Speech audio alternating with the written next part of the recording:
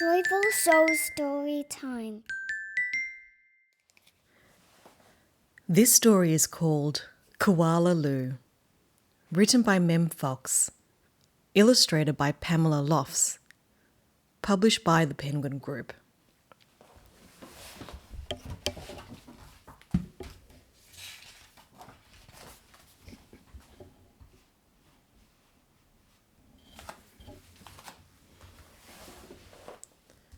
There was once a baby koala so soft and round that all who saw her loved her. Her name was Koala Lou.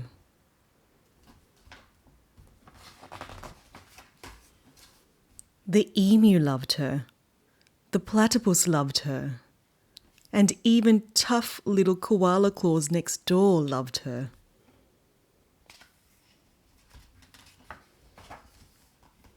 But it was her mother who loved her most of all. 100 times a day she would laugh and shake her head and say, "Koala Lou, I do love you."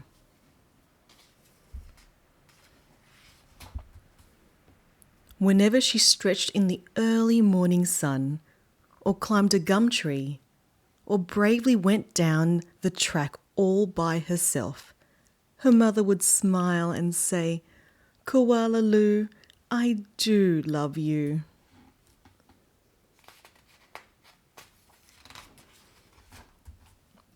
The years passed and other koalas were born, brothers and sisters for Koala Lou.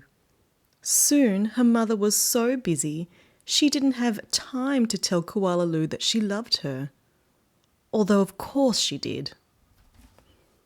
All those koalas there. Every night, as she curled up under the stars, Koala Lou thought about the times when her mother had looked at her and said, "Koala Lou, I do love you," and she longed for her to say it again.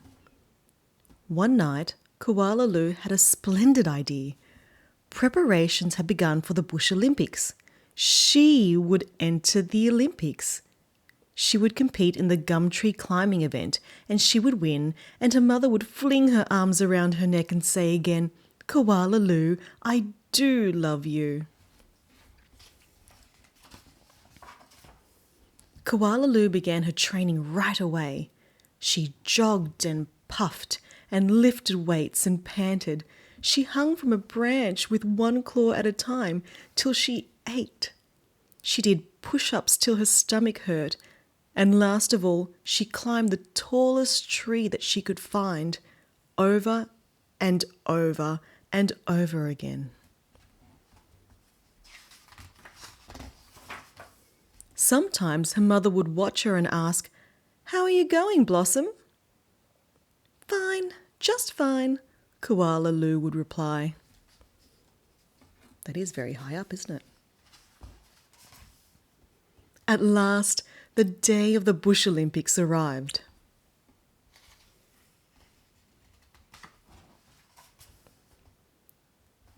Koala Claus had also entered the gum tree climbing, and everyone knew how fast she was.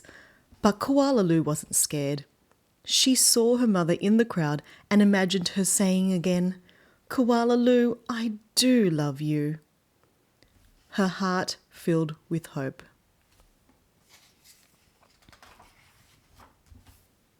It was Koala Claus who went first. Her climb was a record-breaking 22 metres in 70 seconds flat. The spectators whistled and cheered and wildly waved their holiday hats.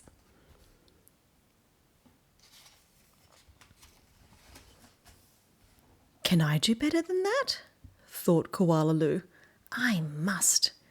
As she stepped towards the tree, a hush fell over the crowd. "On your mark," said the kookaburra. "Get set. Go." Koala Lou leapt onto the tree. Up and up and up she climbed, higher and higher and higher, faster and faster and faster until there she was, right at the very top. The spectators roared and clapped and stamped their feet.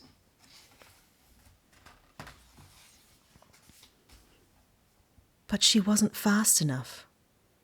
In spite of all her training and all her hoping, it was Koala Claus who won the gum tree climbing. Koala Lou came second. Koala Lou went off and hid. She heard the shouts of the Bush Olympics and cried her heart out.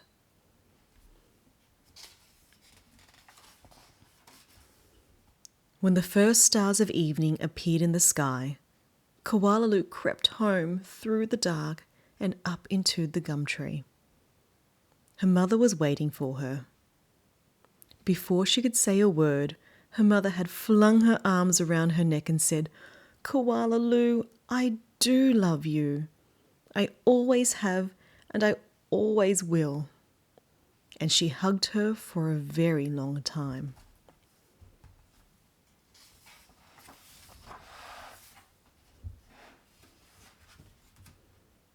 The end.